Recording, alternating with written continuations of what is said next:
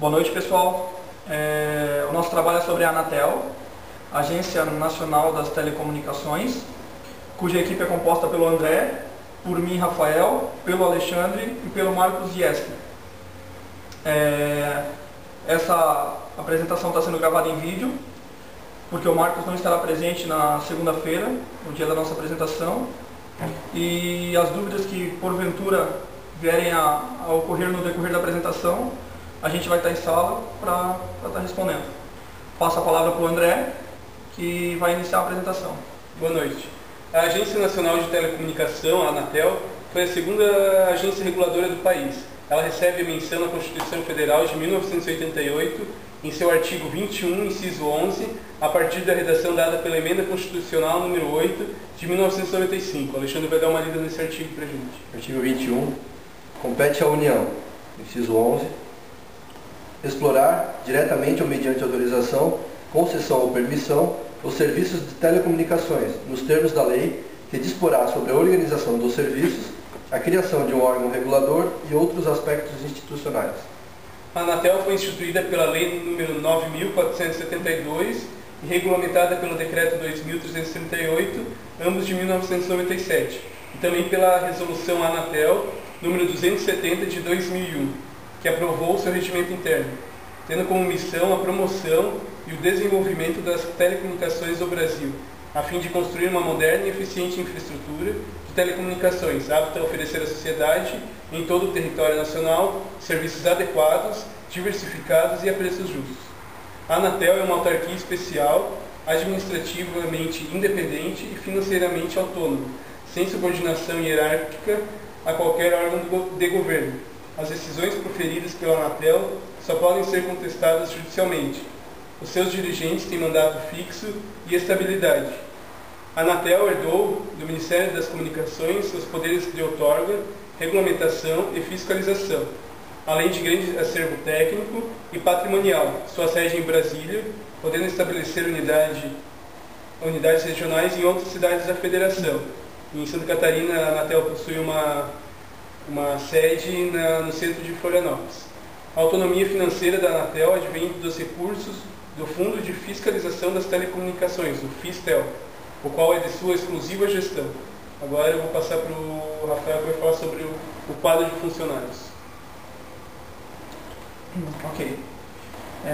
Quanto ao quadro de funcionários, constitui a grande maioria em servidores e empregados transferidos ou requisitados pelo Ministério das Comunicações e de outros órgãos do governo, além do quadro terceirizado para atividades de consultoria e de apoio técnico e administrativo. O Conselho Consultivo da Anatel, formado por representantes do Executivo, do Congresso, das entidades prestadoras de serviços, dos usuários e da sociedade em geral, acompanha e fiscaliza as iniciativas da agência. As sessões de conselho diretor são públicas, exceto em casos cuja ampla publicidade comprometa o segredo, protegido ou a entidade pessoal. O ouvidor da Anatel deve apresentar periodicamente avaliações críticas acerca dos trabalhos da agência. Agora eu passo a palavra para o Marcos Ieski, que falará sobre os serviços de voz sobre VoIP. O Voz sobre IP, ou VoIP, é um conjunto de tecnologia que usa a internet ou redes IP privadas para a comunicação de voz, substituindo ou complementando sistemas de telefonia convencionais. Nesse aspecto, a Anatel não regulamenta as tecnologias, mas os serviços de telecomunicações que delas se utilizam. A comunicação de voz utilizando computadores conectados à internet é uma das aplicações dessa tecnologia e é considerada serviço de valor adicionado, não sendo necessária a autorização da Anatel para prestá-lo. Nesse contexto, cabe lembrar que uma tecnologia conhecida para esse tipo de VoIP é o Skype, que todo mundo usa, conhecido, e o pessoal usa principalmente nas empresas para economizar recursos em função de ligações internacionais ou mesmo ligações dentro do país. O uso da tecnologia da VoIP deve ser analisado sobre três aspectos principais. A comunicação de voz efetuada entre dois computadores pessoais, utilizando um programa específico e recursos de áudio do próprio computador, Skype, com excesso ilimitado a usuários que possuem tal programa, não constitui serviço de telecomunicações, mas serviço de valor adicionado, conforme o entendimento internacional. A comunicação de voz no âmbito restrito de uma rede corporativa ou na rede de uma prestadora de serviços de telecomunicações de forma transparente para o assinante, efetuada em equipamentos que podem incluir até o aparelho telefônico, é caracterizado como serviço de telecomunicações. Nesse caso, é exigida autorização para a exploração de serviços de telecomunicações para uso próprio ou para a prestação de terceiros. Esse foi o segundo. O terceiro caso, a comunicação de voz de forma irrestrita, com acesso a usuários de outros serviços de telecomunicações em numeração específica, objeto de controle pela Anatel, é caracterizado como serviço de telecomunicações de interesse coletivo. É imprescindível a autorização da agência e a prestação de serviço deve estar em conformidade com a regulamentação. Passa agora para o Alexandre. Eu vou falar sobre o uso da radiofrequência. Em alguns casos é possível utilizar radiofrequência ou faixas de radiofrequência sem autorização da Anatel, desde que para uso próprio, ou seja, atividades que não envolvam prestação de serviço. Os equipamentos utilizados nessa situação são chamados de equipamentos de radiação restrita. Aprovado pela Resolução 365/2004, o Regulamento sobre Equipamentos de Radiocomunicação e de Radiação Restrita define os casos em que a autorização do uso da radiofrequência não é exigida. Alguns exemplos de equipamentos que podem ser considerados como de radiação restrita, desde que atendam os parâmetros estabelecidos no regulamento, são microfone sem fio, controle remoto, telefone sem fio, rede de computadores sem fio, conhecida também como wireless. Esse tipo de objetos, microfone, controle remoto, eles não precisam de regulamentação da Anatel. Também temos o uso temporário de radiofrequência. Então, pessoas físicas, jurídicas, podem obter autorização para o uso temporário de radiofrequências. A autorização, nesse caso, é de caráter secundário, ou seja, não garante proteção contra interferências prejudiciais.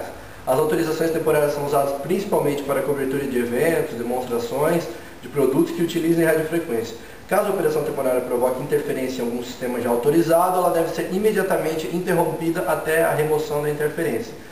Para obter essa autorização de uso temporário de radiofrequência, o interessado ou representante legal deve encaminhar requerimento à Anatel contendo as informações relacionadas no regulamento sobre autorização de uso temporário de radiofrequência aprovado pela Resolução 457/2007. Ou seja, existem alguns casos em que alguma empresa ou até uma pessoa física ela pode pedir uma autorização temporária apenas para a Anatel para utilizar algum sistema que utilize a radiofrequência.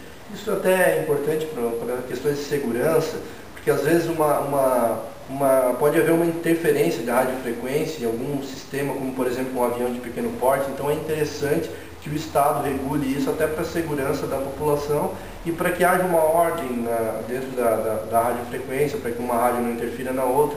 Isso até é um problema das rádios piratas, que também existe, e é por isso que o Estado fica tão em cima disso, porque realmente pode haver um certo problema caso não seja regulamentado. Então é isso, nossa apresentação sobre a Anatel. Obrigado. E é isso. Tá doendo a beça, desde que você não liga mais pra mim. Liga pra mim no celular.